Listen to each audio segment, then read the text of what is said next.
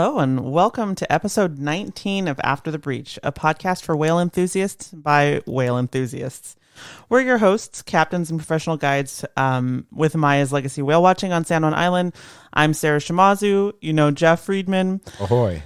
We're really excited for this episode. Joining us again is Jared Towers from Alert Bay, BC.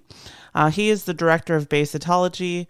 Jared was involved in a really recent rescue of 2 big killer whales in Southeast Alaska. So we're going to talk with him a lot about the details of that rescue as well as some of his other current research that's going on. Hey, Jeff. Hey, Sarah. How's it going? It's going well. Well, I'm really excited to talk to Jared about the whale rescue up in Alaska. Yeah. And hear some details about that. So let's get Jared on here. Sounds good. Sounds good. So, well, thanks again for joining us. Yeah, too. Thank you, Jared, for coming back on.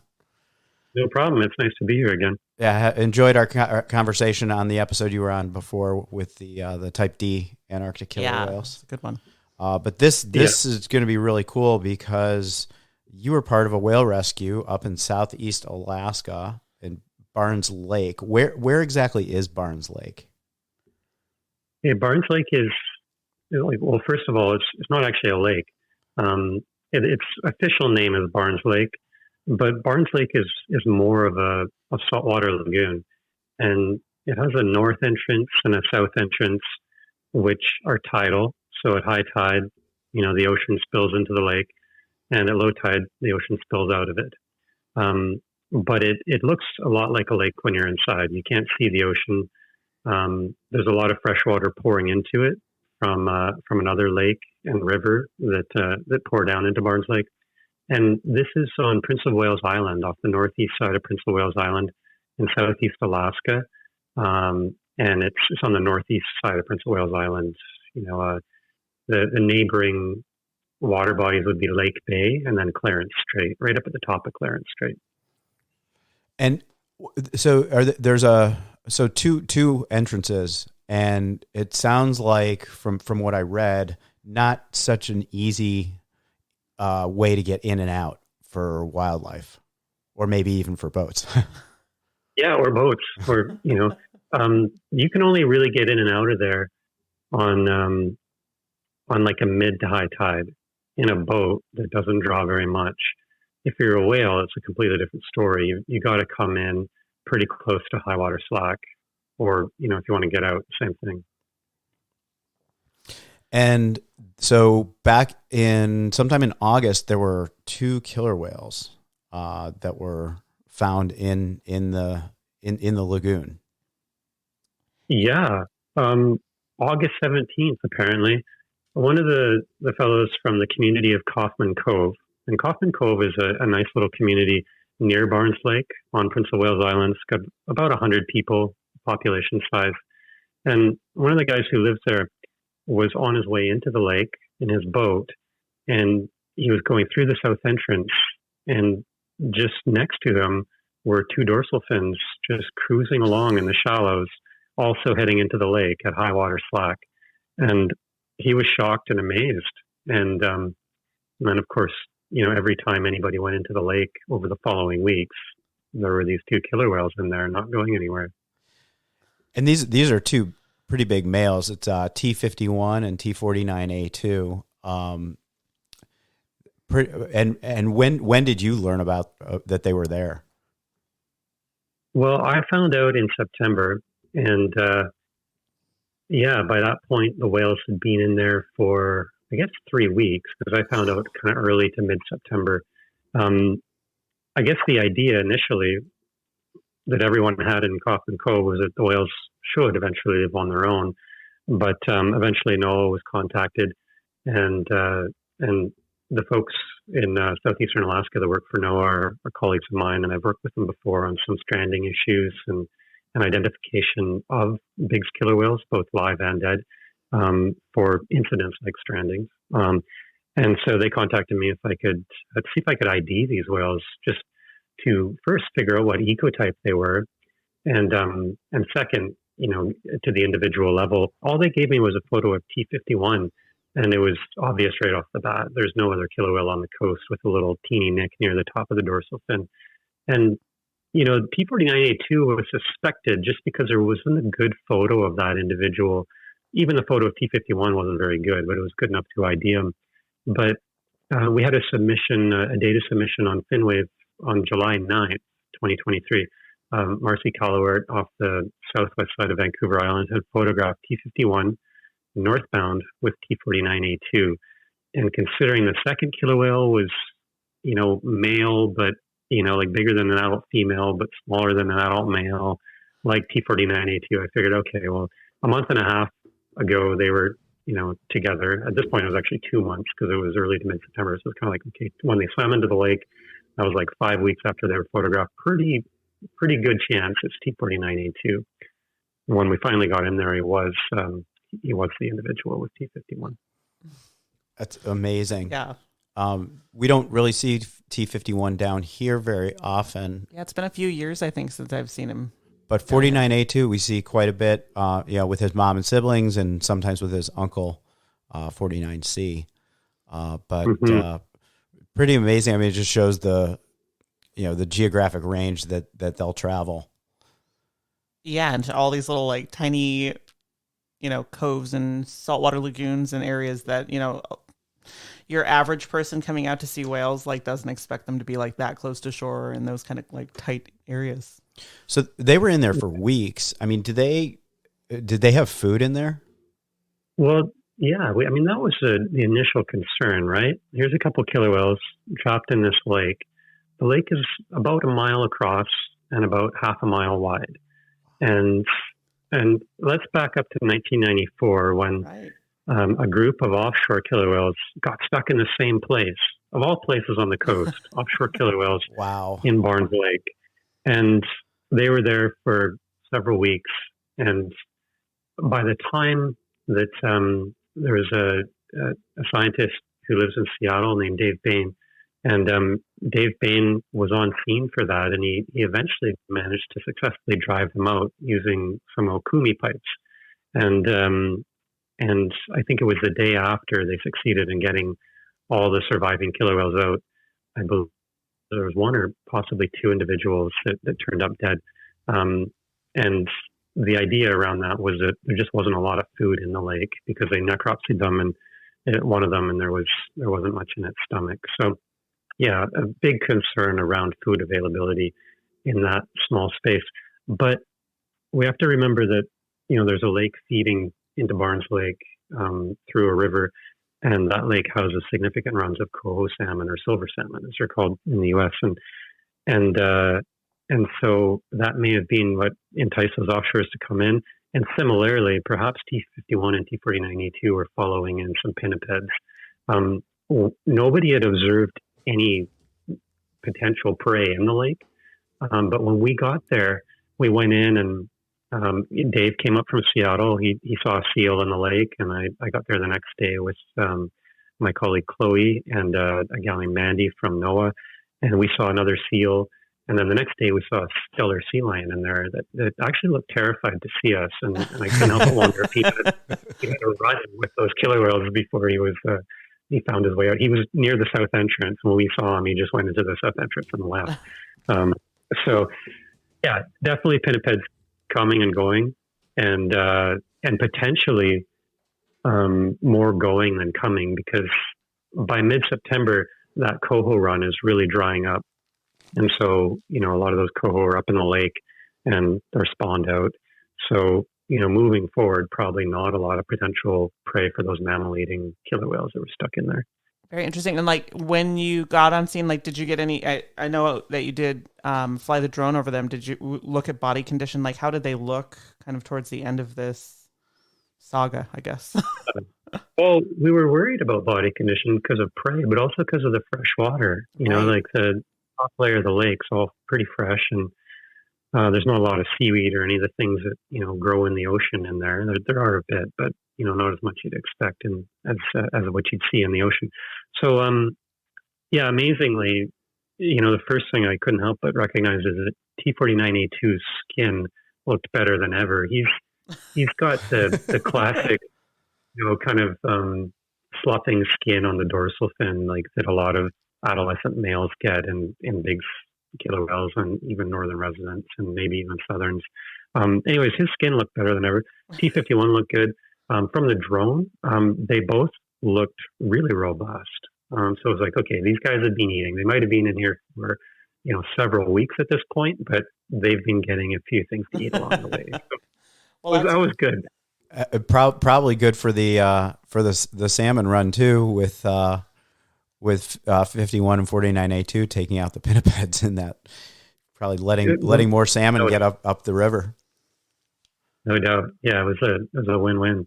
Well, so this continued. I think they're in the lake for an estimated 44 days total or something like that. It was. Yeah, that sounds about right. It was about 6 weeks by the time we got them out of there. And when did it come out that okay, we need to set up some kind of response and intervention to get them out? And was there anything similar in the effort to when the offshores were trapped in there? Sure.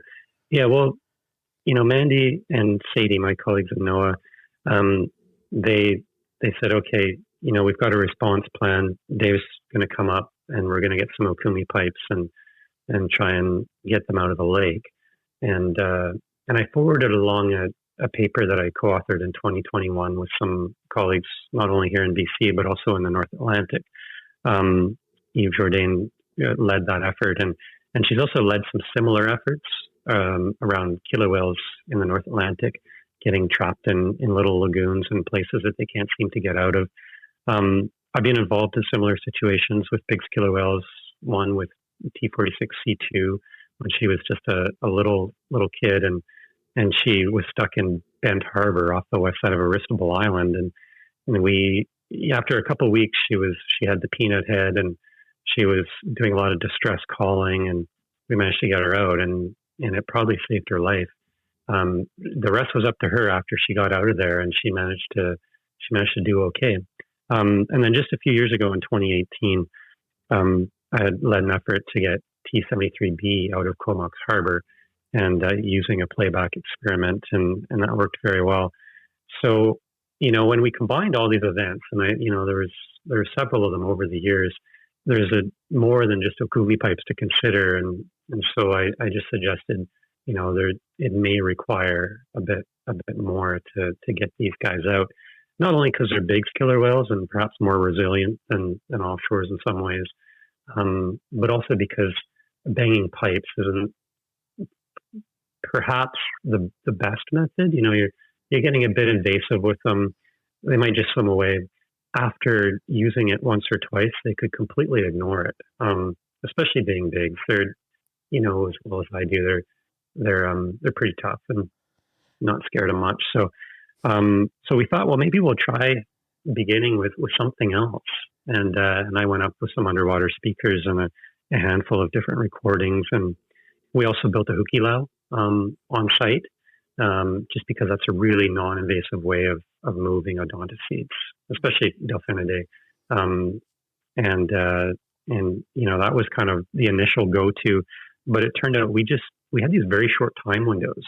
We could work for maybe an hour tops before we had to get out of there, because if we didn't, we'd be trapped in there for an entire tide cycle, which is 12 hours, which means, if we went in the afternoon like we did, we wouldn't be getting out till 1 a.m. or 2 a.m. or something. So. Wow. It's amazing. Yeah. And what was most interesting about the okumi pipes, just a quick side note, last summer we had the fishing vessel sink off the west side of San Juan Island, and there was the diesel spill, and it was T65A3 and T49A2 together, and they were always back and forth and right next to the platform that had the vessel leaking diesel, and they were banging the pipes to try to discourage them, and no reaction. No reaction at all. They were just back and forth right yeah. alongside it for quite a while. So yeah. I've had similar experience with okumi pipes with a gray whale, and you might not expect that gray whales would respond as well as a toothed whale to such deterrence activities, but yeah, that was definitely the case. I mean, it didn't really show much response at all. It was another entrapment situation, and yeah, and it just kind of left a bad taste in my mouth around using those things. It's just like, if you go in with a whole bunch of boats and a big school of dolphins or something, and each boat has okumi pipes, and you got a real strategy around it, and you could probably drive them to their death. It does happen in parts of the world where they hunt these animals, but yeah, just a couple whales with a few okumi pipes, and it's a different story. Sure. So tell us about the vocals and how you led them out. And before we get to that, what was the response like in the community around the lake and all the different organizations that were involved in this? I mean, it seems like once it was realized that something had to be done, it seems like it kind of came together pretty quickly. A big collaborative effort. A lot of people involved in different organizations, and probably also the community around the lake. Yeah. Well, thanks for asking. I mean, you really nailed it there with this big involvement. I got to hand it to NOAA for just, dealing with this in what I think was the most appropriate way, getting in, dealing with it as quick as possible, coming in with, the toolkit loaded, hukumi pipes, playbacks, and the hukilau, and just making sure that we had all the resources we needed. And just a spirit of inclusivity. And we don't get that very much in Canada when we're dealing with marine mammal incidents. And there, it was a beautiful thing. From the way that NOAA handled it to, the inclusion of myself on behalf of Fisheries and Oceans Canada, the Orca Conservancy, which is who Dave Bain works for, and my student, Chloe Kotick, who's doing her PhD, and she's involved in that organization as well. And then, last but not least, the community of Coffman Cove, which reported this incident and also just showed up. Like we did a community event shortly after we all arrived, and more than half the community showed up on short notice. We had, about a dozen boats going into the lake, each with a pipe, just in case we needed to use those boats to help drive those whales out. And everybody just showed up and wanted to participate and help save those whales. And together, that's what we did. I don't think it would have been possible without everybody that was there, and all the hospitality that they showed us while they were there, from, helping us get around the community and feeding us and these kinds of things. When you're in a small little community, it can be tough going in, knowing how to, the logistics of it all and dealing with everything. And that was all handled just by folks who are volunteering their time and effort and boats and all that stuff. That's really awesome. Yeah, it's wonderful to hear, and hopefully hopefully these kind of things don't continue to happen, but they probably will. But hopefully this is kind of a template of how this should work, and it's wonderful to hear. I mean, these are obviously, we love these animals and give them a great amount of respect, and so it's wonderful to hear such a collaborative effort by all these different people and different communities and different organizations coming together, selflessly just to help these two whales. Yeah. And there was other organizations that showed up as well. I should recognize that I don't know them all very well because, they're based in Alaska, but Alaska Department of Fish and Game, for example, was present and others as well. So, it was amazing to just, be involved in such a collaborative effort and for it to work out. And it was a bit uncertain after our first day trying to respond. We got in there, we did an assessment, and then we had a weather day when it was just impossible to go anywhere or do anything. And we went back in, I believe it was the 28th of September. It was like, okay, today's our day. We're going in. And we threw everything we had at that situation, and it did not work. It was a total failure. We wanted to get those whales out the north exit or, at the north entrance. And there's a big kelp patch, a really dense kelp bed there. And what we decided to do was use a playback to try and get them out into that north basin of the lake, which adjoins to the north exit channel. So I went out to, the part of the lake where that north basin is basically the entrance to the north basin. Did the playback, managed to get the whale's attention, moved up into the North Basin more, did another playback, just a brief one, really got their attention. And, T49A2 started breaching over and over again, big breaches. Yeah. And then both of them started tail slapping as they were heading directly towards us. It's like, okay, let's get that speaker out of the water, get into the kelp bed.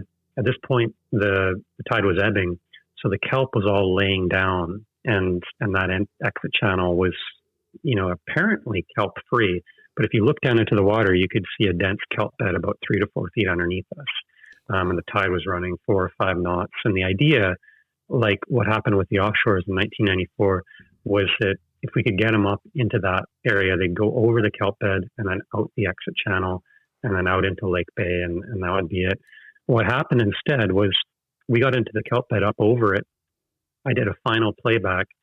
I'm not sure if the whales could hear it through the patchy kelp or anything, but they were coming that way anyways, because that was the direction of travel of the playbacks that we had played before.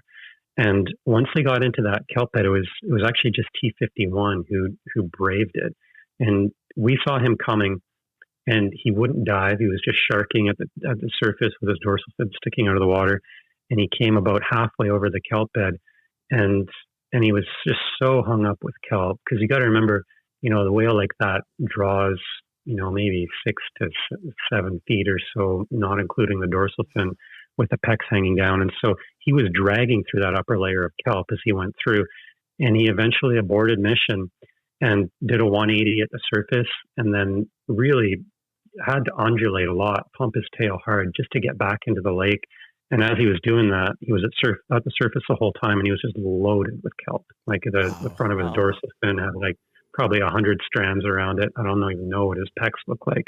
But T49A2 was waiting there for him, and then they just casually swam back into the lake. And the Hukilau had been deployed about half to 3/4 of the way, if I understand correctly. I was kind of around the corner in the exit channel by this point, so I didn't see it. But they just swam right around it. And then the pipes and the other boats were, the last level of defense. When they started banging, when there was a little gap between them, and the whales just swam through that gap with all the boats banging on the pipes on both sides of them, and back into the lake, cool as characters, cool as cucumbers rather. So, and then by that point, the tide was running so hard, it was about to turn into a tidal rapid, and it was just like, we got to get out of here right now. Wow. So Yeah. we got out and reassessed. Well, I have a few questions, and one of them was going to be, well, how do you know you got their attention? And you answered that with the breaches and the tail slaps. Yeah. Really curious your opinion on this, because as you're describing the kelp bed and T51 going through, I mean, we've seen on some of our trips where a seal is hiding in and wrapped up in a kelp bed, and not a very big one, and they could just plow right into the kelp bed and grab the seal. But it's like they don't do it. They just like pick one little piece at a time and pull the kelp bed away. And I mean, we've seen them in like a 10 square foot kelp bed, and it takes them an hour. And sometimes they give up, but it's like there's something about kelp that they're just not into. Yeah, that's a good point. I've seen them do that too. Like you have like a little harbor seal pup kind of resting on a kelp patty, and they know it's there, and they'll surround it and look at it and go underneath it and blow some bubbles, and then eventually just leave. Instead of actually just ripping that kelp patty apart and eating the seal. So that's really interesting. I should back up a little bit too, though. And the boat that Dave and Mandy was on had a hydrophone in the water. And so the other reason why we know that they heard the playbacks was because they were responding. They were calling over again loudly, like, hey, I don't know what they were saying, but they obviously heard the brief playbacks I had made, and it piqued their curiosity. So, yeah, it's interesting about the kelp, but you're right. They just, for some reason, they don't like it. And T51 gave it a shot, and then just he had to quit. He was like, no. Yeah. My question about the vocals was, were there specific whale vocals that you played to like entice them? Were there specific individuals that they like associate with that you used, or was it just kind of a general recording you had? Yeah, no, that's one of the best questions. I was talking to a colleague here in Canada about this just before this event even happened, and we were dealing with a similar situation, and he happened to say, "Oh, I've got a bunch of Biggs recordings," and like as if any would do. And maybe if you just play something, you might get a response, but you got to take into account how clever these animals are, and in a situation like this, give it your best shot right from the get go. I mean, and the beauty of this big killer whale population is that we have so much contextual knowledge. So, looking in the database was the first thing I did. This database has been, it has encounters in it from photo ID work dating all the way back to the early 70s and even the odd historical data dating back to 1958. Wow. And so T51 has about 42 or 44 encounters in that database since 1987. He's not a really commonly photographed whale. So I looked at who his travel associates were, did the same thing for T49A2, a lot more commonly seen. He's been seen over 200 times since he was born in 2007. So, looking at shared associates was one of the first things I did. Who are whales that both of these whales like to spend their time with?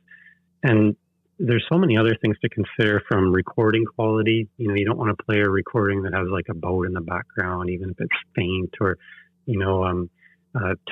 tidal noise or anything that might tip these whales off that it's a fake, and yeah, I mean, they're smart, right? Yeah, they are. Yeah, and we know from northern resident acoustic studies that certain individuals, they make the same calls that their brothers and sisters have been taught, but they have their own unique voices, and it would be really silly to think that the same isn't for big killer whales. I mean, especially considering they all share the same limited repertoire up and down the coast. So how they actually know who's making those calls or not very likely comes down to individual voice recognition. So the other thing to consider when you're selecting a recording for playback is not only who that recording is being made of, like who was present in that encounter when that recording was made, I should say, but whether or not any of those individuals are dead, as well as whether or not any of the individuals that you're actually playing it to were also present in that recording. And, right. Because there's been a playback experiment that was very probably, playing a whale's own vocalizations to it, and it didn't end well. Oh my God, yeah. Yeah. And the other thing is, I mean, if you play a dead whale, that's just cruel, it would be like for us seeing a ghost. Yeah. These whales are acoustic animals. So, yeah, so I chose a pretty high quality recording of some females who are now mostly post-reproductive, but at the time the recording was made were reproductive, and that are all still alive, and that these whales, both of them have a sightings history with. And and that's what I did. It was also a great recording with lots of different call types, with not a lot of overlap. So it was nice and easy to cut it down into little 5 to 10 second clips, just one or two calls each. So you're enticing them with girl voices. Yeah, whales that they've both known for a long time. Are you able to share who that was that was in the group of whales? It was T34 through T38. Oh, wow. Okay, all right. Very cool. Yeah, and that's it's an older recording, but all those whales are still alive, and they're ones with sightings history with both those males. So yeah, it's we gave it our best shot considering everything that all those different things I just mentioned, and maybe it would have worked with any random big killer whale call, but I have a feeling that they would have caught on much sooner if there was if we played the same recording back to them over and over again, or if there was boat noise in it, or even if it was whales that were unfamiliar, it might have spooked them. We know that despite there being hundreds and hundreds of whales in this big killer whale population up and down the coast, that many individuals have their preferred travel partners, and often they'll just ignore another group that's within vocal range of them just because they don't want to hang out with them. It's I really appreciate you walking us through that whole process, because you hear like, oh, that you played vocals, but you don't really think at first glance of all the work that has to go into who do we play, what vocals, and going through those vocals, making sure that those two whales aren't in there. I mean, it really is so much more in depth and complicated than it sounds just reading the account. Yeah.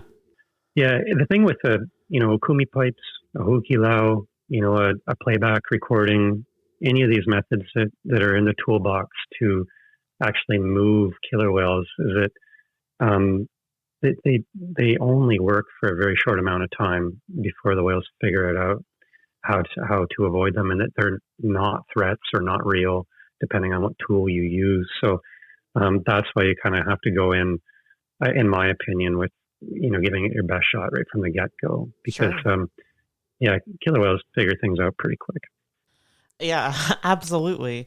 So 28th doesn't work to get them through the North Channel. What happened next? Yeah, we regrouped. We went back to the fish plant. There's about 35 or 40 of us in there to sit around and talk about what worked and what didn't. And I just I talked to Dave first, and I just said, what do you think about that south exit channel? And he kind of seemed to think about it. And then we talked with Mandy and Chloe, and we just thought, let's give that a shot, because there's no kelp in there. It's a bit more shallow. It's like a double S turn. But the beauty of it is that south exit channel goes slack before the north exit channel. So we could give it a try.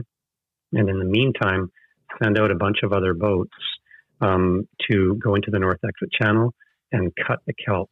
And so the next day we went in, and a whole pile of boats went into the north exit channel, and with machetes and wires, and just started trying to cut a path through that kelp at slack, just down the center of it to try and just create space for those whales.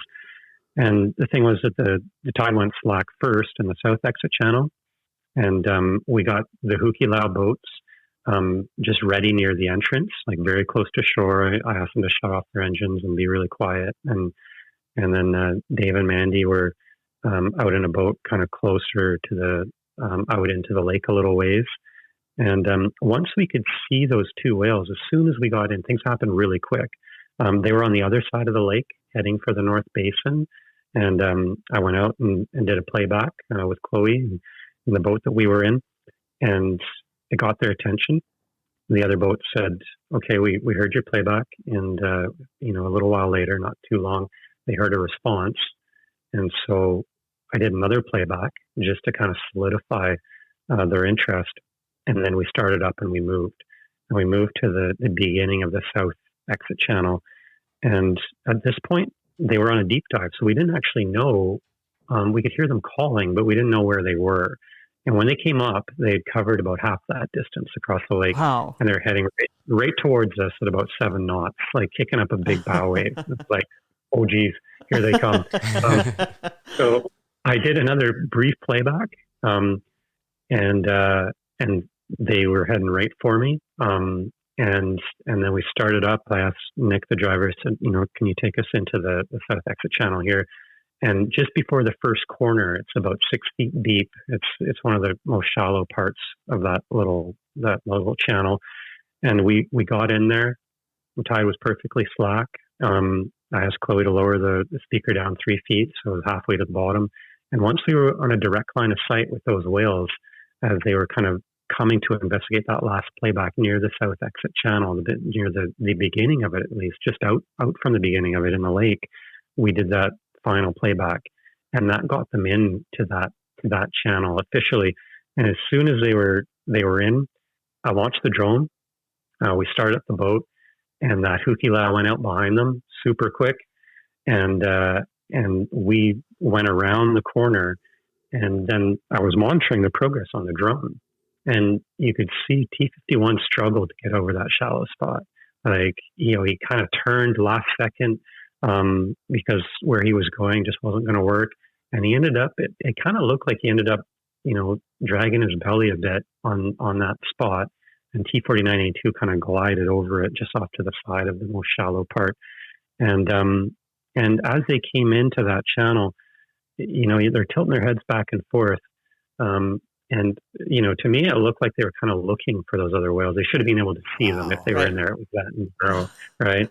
And and then we just putted out. We were doing about 6 to 8 knots, around those corners, and they were just right behind us the whole time, just doing the same speed, even doing a bit more than that at one point, because I was so focused on the drone, and Chloe was, taking notes, and Nick was looking forward, looking for rocks, and I asked him to turn the depth sounder off, because I didn't want to give us away when we were doing the playbacks with the click, click, click of the depth sounder, which also then he had to turn the GPS off. So he was kind of going by memory just kind of looking out for all the shallow spots as he was going. And anyways, we're all doing our own thing. And I look back and these whales are like, 30 feet behind the boat, like a boat length behind us. I was like, holy smokes, like, Nick, can you speed up? It looked like they were coming right for us. They were.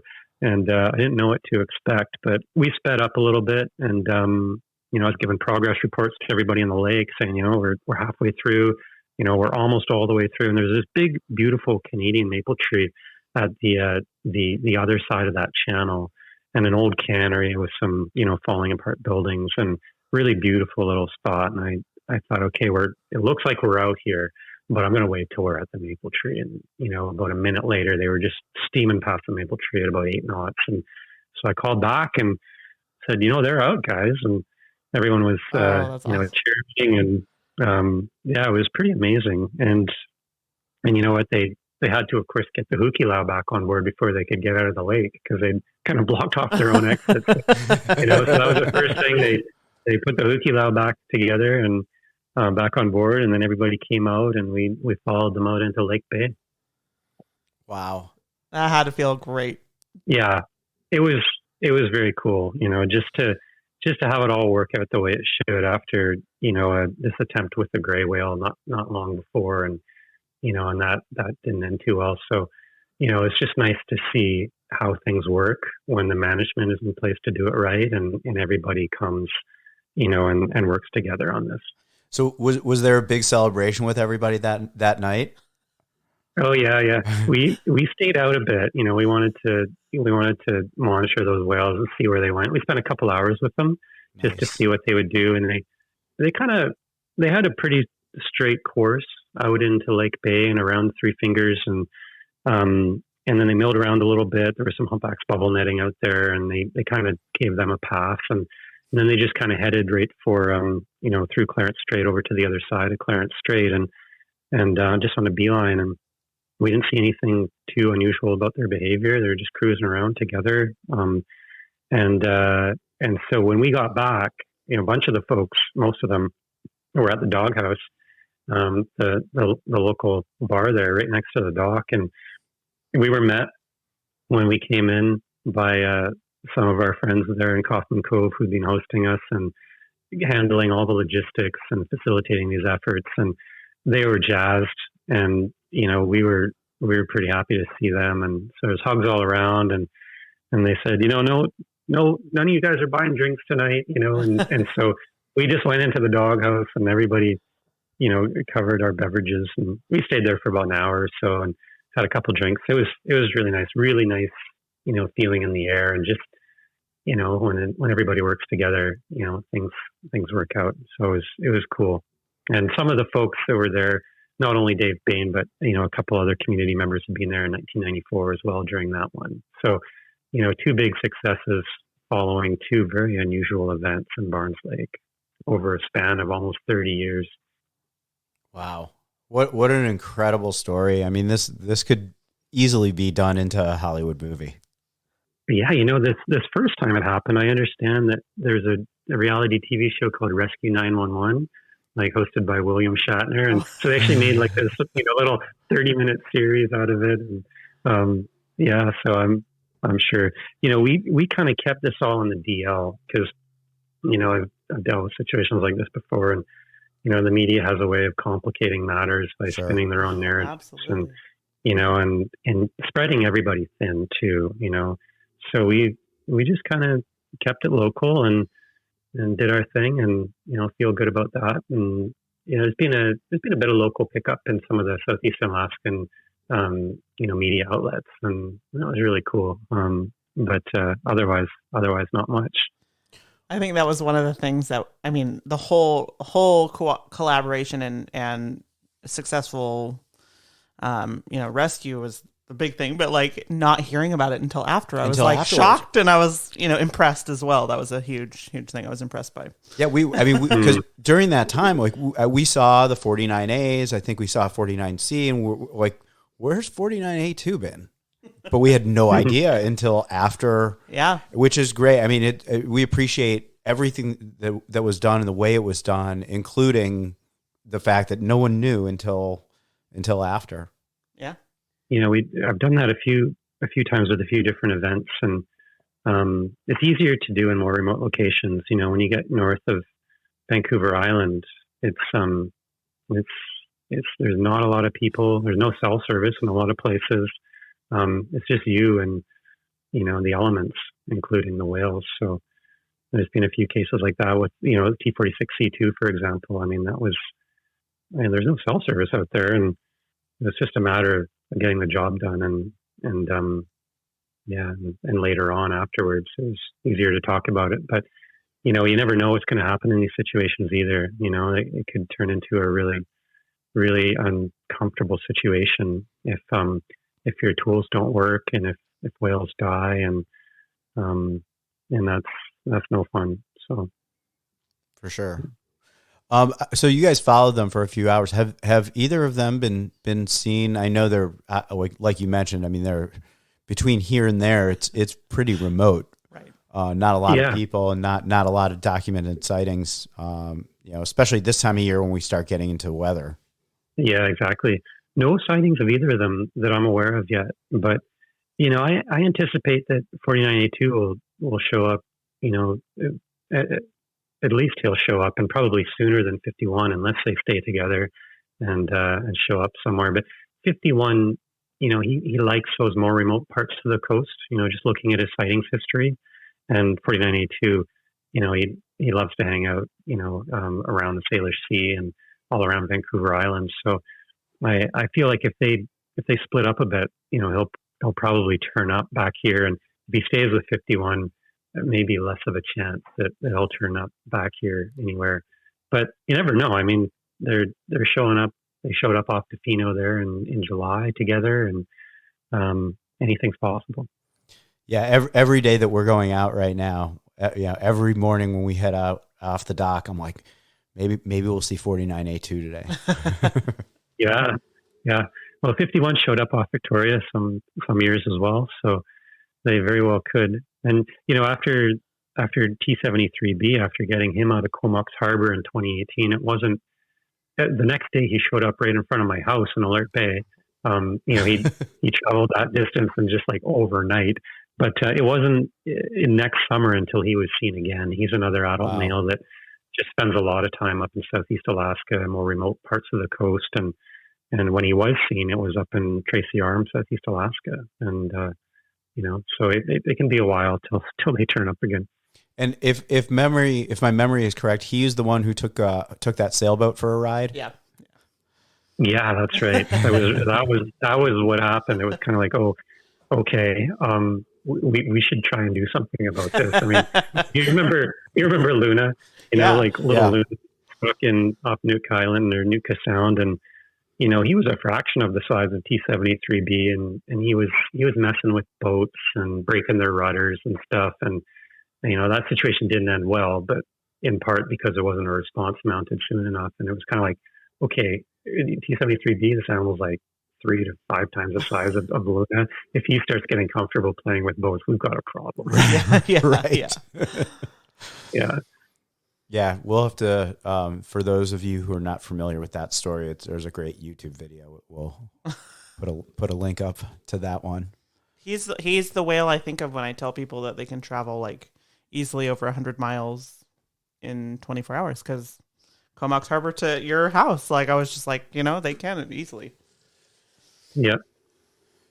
So, Jared, during this conversation, you mentioned FinWave that Sarah and I are aware of, but probably most of our listeners are not. And that's a research tool that you're developing. Great tool. Would love for you to share more about that and how you came up with that, Sure. what it is, what you're hoping to accomplish using that.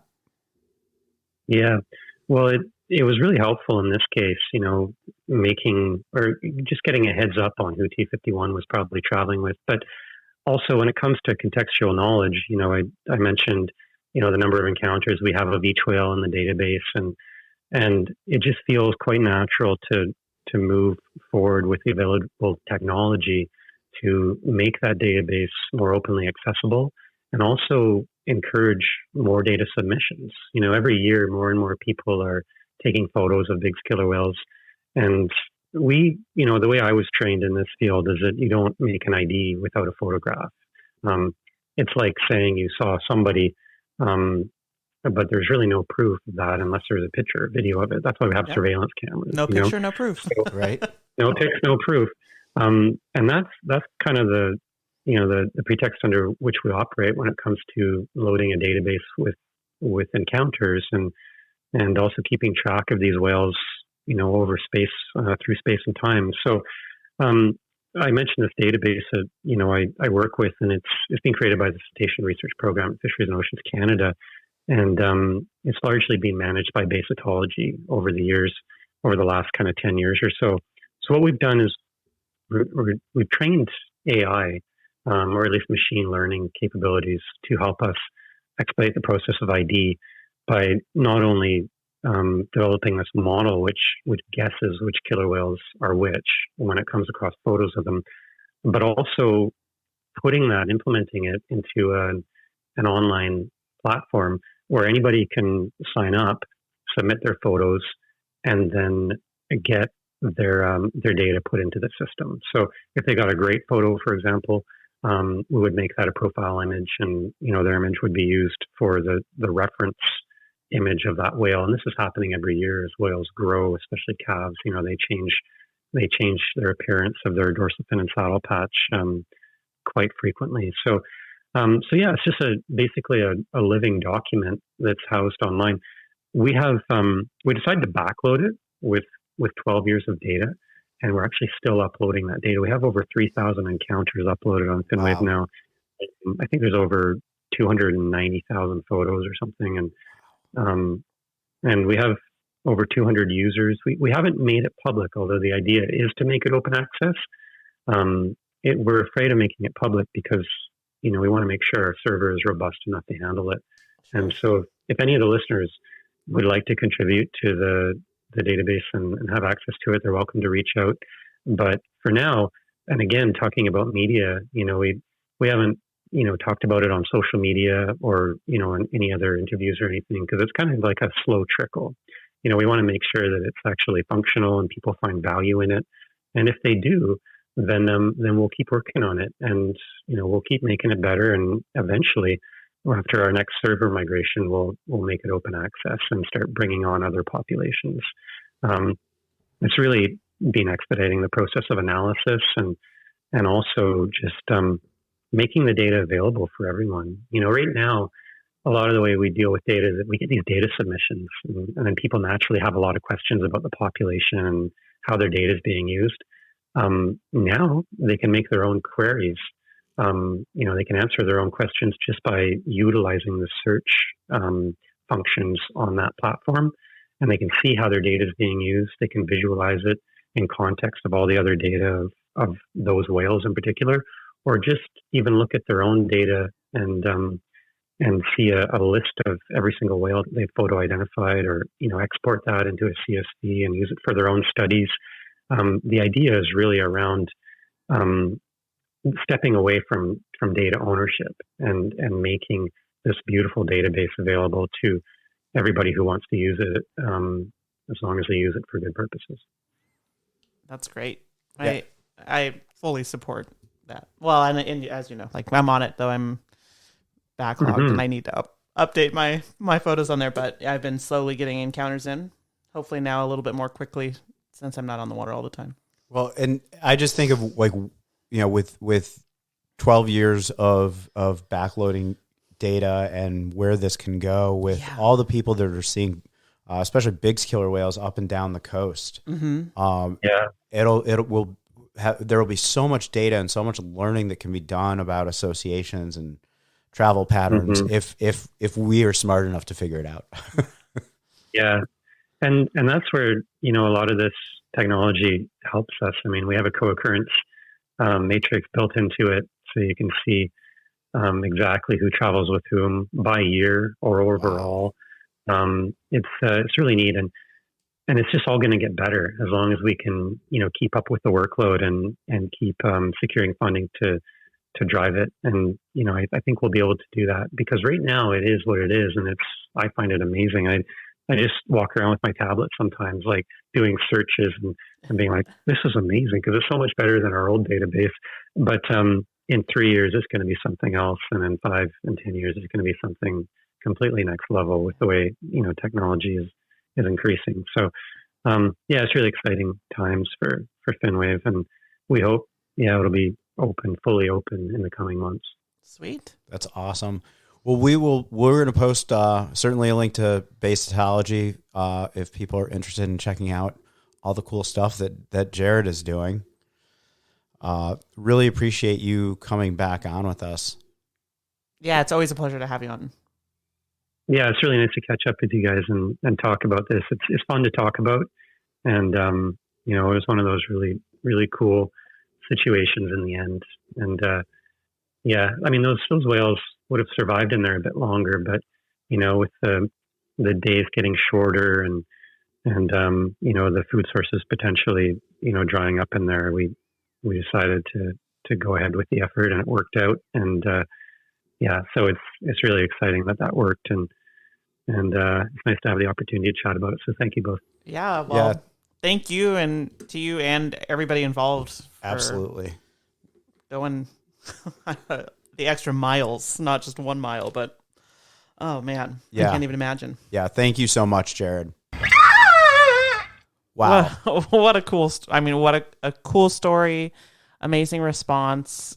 Like the collaboration is just, that's what we talk about here. Like on the water here is like how much we value collaboration, and that was just an amazing example. And that's of what can be accomplished, and that's how it should be. I mean, obviously with everything, but like with whales, it should be all collaboration. Absolutely. All the time, right? Yeah. But what an incredible story. I mean, I'm still very struck by, like, you just gloss over, you play vocals, but you don't stop and think. Like, you get, with these animals, I mean, you probably they're so smart, you get one shot, right? Sure. And if you play them vocals and you didn't realize that they're in those vocals and they're like, right? Yeah, whatever. And then you play them other vocals, they're going to be like, I've been down this road, dude. I know this is a fake. Yeah. Or like Jared said, if you played vocals and there was a whale that has died in there, can you imagine like the potential ramifications of that? Right. Just so much that goes into it. When we were talking about like this episode and having Jared on, I was thinking like, man, I really, I'm kind of curious about like who he played the vocals of to like entice them to come out of the lake. And just like you said, I even thought about that, but I didn't even go deeper than that. Right. Exactly. You don't think about it. Yeah. And how much work he must have put into that. Right. To figure out not just who, but then going through all the vocals to make sure that and those encounters to make sure neither of those guys were there. Right. Just really fascinating. And, now I'm like, wow, we should have him back on just to talk about the 73B. There's so many things. Yeah. Yeah. Yeah. I mean, we could have him on a lot of more episodes. Yeah. We should. We will. What just an amazing guy. And, we'll put a bunch of stuff in the show notes. But we should talk, quickly about recent sightings, and then we'll go into Meet the Matterline before we end this episode, because it's a pretty long one. But yeah, it's worth it. It is worth it. No, I didn't want to cut that short by time. I wanted to get the full story and just the imagery playing in my head as he was describing both the day that ended in failure and then the day where they got out. I mean, just I really this would make a sweet movie. Yeah, and when I first saw the drone footage of the rescue and of them, on the second day when they were successful in getting them out through the South Channel, like looking at that, watching that drone video, and I had pulled up the Google Maps view of that lake and was just watching and looking at this and just going, oh my gosh, even on the Google Maps view, the north entrance is just white water, they took it at a different tidal time, but right. It's just intense. So I encourage our listeners, look it up, look up Coffman Cove on Google Maps. It's just to the northwest, I think, of Coffman Cove, is the lake. Barnes Lake. And it's just incredible to see that and in combination with the footage that Jared got. So awesome. So let's talk a little bit before we move on to Meet the Matterline. Exactly, and I think we're gonna have to do the 49As because of 49A2. Yeah, definitely. Let's talk a little bit about, not a lot to say, but a little bit about recent sightings. We're slowing down our tours, but the sightings have still been pretty incredible. Yeah. Southern residents are down in the Sound as of today, though. I think sounds like they might be coming back out. I think is it just Jay's, just J-Pod? I think it's. I actually honestly don't know. I know J's and K's were down there, and some of L's actually were down there recently, but I'm not sure who does this time. Okay. At least J's.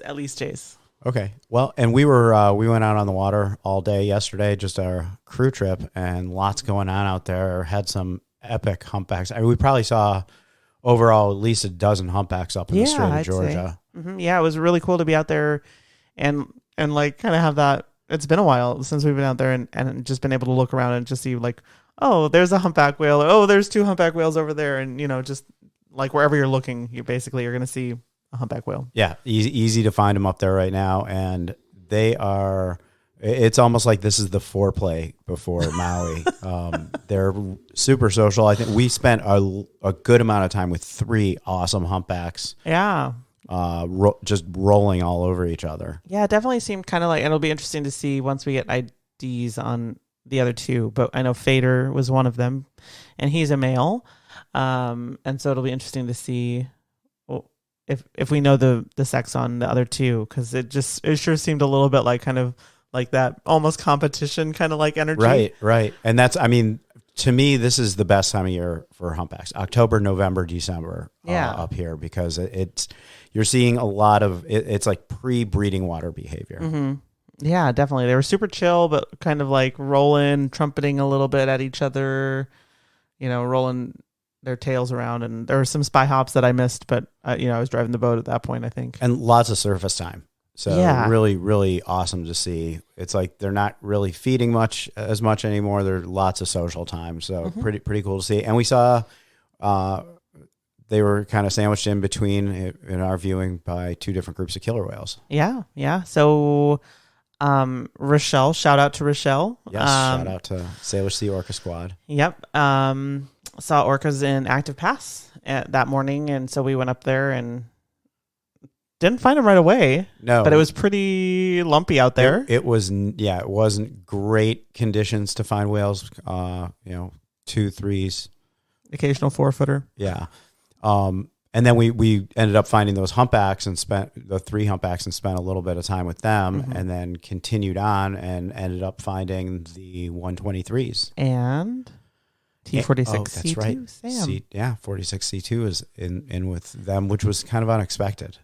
It was actually kind of funny because Mark had been talking to us on the radio about the whales that he found down off Beecher Bay. And he had the 46Bs and B1s, I think, is what I heard over the radio. Right. And he said, possibly C2. Oh, did he say? I didn't hear that. But I was like, I wonder if Sam is with them, because she had been with them the last time we saw the B1s. Right. And then, we found these killer whales, and the first whale that popped up was Sam. And I was like, well, that answers that question. And then later on, we saw the 34s and 37s going through active pass. Through active pass again. Yeah, that was absolutely beautiful. If you've never seen whales going through active pass, it is pretty special. Yeah, it was lovely. Nice that there weren't like 4 ferries in there at the same time with all the wakes. But there was one that went through, and yeah. a few of them were playing in their wake. Yeah, I have a pretty crazy photo of T037 that looks like she's like right in front of the ferry as it's going, but she was actually like quite a ways on the other side. So we're still seeing lots of whales. We don't have a ton of trips left, mostly weekends. We'll be running Thanksgiving week and our Black Friday all day tour. Hell yeah. Is that filled up yet? It is. That is full. Oh, all right. Yeah. And then we will shortly in the next day or so have our schedule online for our 2024 trips that you can start booking. Crazy. And we have our photo workshop all set and details coming on the Silverbank trip. Yeah, so send us an email or a message if you're interested in hearing more about that, getting the details about the, cost and the payment plans and all the good stuff. So just send us an email because I'm going to send out those emails with the details in the next week to everybody who has sent an email so far. Yeah, so if you're interested in joining us on the Silverbank with the humpbacks there in 2025, it's February 2025, send us an email at afterthebreachpodcast@gmail.com. I just watched Jeff have kind of like a brain fart right there. Yeah, I'm like, wait, which email address is ours? So, all right. Awesome. Well, let's move on to meet the matcha line and talk about the 49As. All right. So I think it's fitting that for Meet the Matcha Line that we talk about the 49As since 49A2 was a big part of this episode. Oh, yeah, like half the episode. And I'm really like every day that we go out, I'm like, is today the day that we see him? And I'm so curious if we see him with 49C or if he's back with mom and siblings. So who are the 49As? Yeah, well, it's interesting, like, as we've kind of the last few years, like, looked through our sightings here, like, to me, the 49As were whales that we saw quite a bit, in, like, 2017, 2018, like, they were here quite a lot, and I feel like I haven't seen them as much in the last couple of years, but they're still around quite a bit. And T49A is the daughter of T49 who has passed away. And as Jeff, as you mentioned, T49C, she has a brother and a sister, T49B as well. But T49A, Nan, I was trying to remember her nickname, born in 1986. I should remember that. See, aren't you happy that I gave you that iPad charger? Or you didn't have to do this totally by memory? You didn't give me an iPad charger. I thought I did. No. So are you doing this by memory? I am. So 1986. This is how good Sarah is. She has 6 offspring. She's kind of a super mom. I mean, a lot of them are because they're just having babies left and right. But she's a baby maker for sure. But 6 offspring, all surviving. And we talk about them a lot. So T49A1, NOAA, the big male that we see quite a bit, he, was with mom for, like, pretty tight with mom for many, many years. And then I think when T49A5 was born, that was when he kind of split off. He split off and went off with the 49Bs. Right before she was born. Yeah, he went off with his aunt and cousins. Mm-hmm. And then came back after. Yeah, because she was first seen in 2017, I want to say. And in 2018, in April, I think it was, we saw the reunion. Right. I was going to say, that was like when I was really starting to first learn about Big's killer whales. And we were starting to see them more often. And we were out there the first day that 49A1 came back to join his family. Right, because he had been seen separate the day before. T49A with the rest of the kids had been seen the day before, not together. Right. And then we went out. We had 2 trips with them. Yeah, and they were just like going off the whole time. Well, I think it was 49A2 was all over 49A1 the entire day. Yep. like was just all rolling, yeah. breaching. Yeah, it was cool to watch. And actually, not whale related. What one of the most memorable things about that the second trip was. I know what you're going to say. When we got to Greenpoint, yes. and all the mouflon sheep had come down the hill, and all the stellars were freaked out, and they were looking up the hill at the mouflon sheep. Yeah, it was like a standoff with mouflon sheep and stellar sea lions. Yeah, so that was my most memorable encounter with a T-49 Ace. No, so NOAA. Sometimes with them, sometimes not. I would say like half and half now. Yeah. Sometimes we see them with the family. And same now with 49A2, although I think 49A2 not even not a 50-50. No. He's very rarely with the family. Rarely. So I think we've talked about last year, the Butcher Boys. He was one of 65A3. Yeah. Mm-hmm. And then, but we see him quite a bit with his uncle, 49C and 49A2 are together quite a bit. Yeah, he does hang out with him. He bounces around. It'd be interesting once we all are uploading our encounters to FinWave to see really like what how much. Yeah. I'm half expecting him to show up with 65A5 and then deciding who can get in more trouble. So Jude, T-49A2, who is one of the two whales that was stuck in the lake that we talked about this episode, was born in 2007. And he was the second of her sons, because Nan has had 4 sons in a row. So T-49A1, NOAA, 49A2, Jude in 2007, 49A3, born in 2011, and then 49A4, born in 2014. And then threw us all for a loop when she had a girl in 2017. Finally a girl. So T-49A5, born in 2017. And then now we have little Charlie. Well, he or she, we don't know, doesn't officially have a nickname yet. But I think so many of us are calling him or her Charlie. Mm-hmm. It's going to stick. Yeah. So we call this whale, or I've been calling this whale nicknamed Charlie. You can say we. Because they have the cutest underbite. And there was a whale, T1, very famous whale, that we'll tell the story of on another episode, whose name was Charlie Chin, and they had a similar underbite. I think Charlie Chin was probably genetic, and I kind of think T-49A6 might have been an injury, but such a cute underbite. So cute. So looks similar to Charlie Chin T1, so we do call it Charlie. And Charlie's almost 2? Is that a year and a half? Yeah, it will be 2 years early next year. Okay. Yeah, almost 2. Awesome. So very cool family. We see them periodically throughout the year. Like they're one of those families we can see them anytime. Mm-hmm. I mean, we can see any of them anytime, but they're typical where we wouldn't say, oh, we see them mostly in the summer. I would say, if anything, we see them like more in the like shoulder seasons in winter than in the height of summer. But there have been years that we have seen them quite a bit. Like when 49A5 was a newborn, we saw them quite a bit. So like you can see them any time really. Yeah, they are definitely ones that we see around here quite a bit. I always feel funny saying that because it's like we can see any of them anytime, and they do have kind of patterns and preferences, but then those change quite a bit. Yeah, we just don't know, like, we don't know anything really. We know nothing. But they do seem to change things up, and we don't know why, what prompts these changes. But yeah, no, I have a very memorable encounter, like memory of the T-49As on 4th of July one year. Yeah, hunting auklets. So I would say, like, at least in my time here, in the last 9 seasons, they are probably one of our more frequently seen matrilines.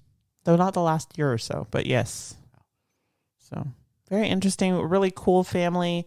We'll, talk about them. You'll hear more about them. If you have any questions about any of the whales that we, talk about, feel free to let us know.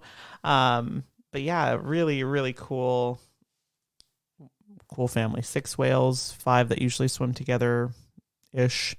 1 that doesn't, gets himself into trouble, in saltwater lakes in Alaska.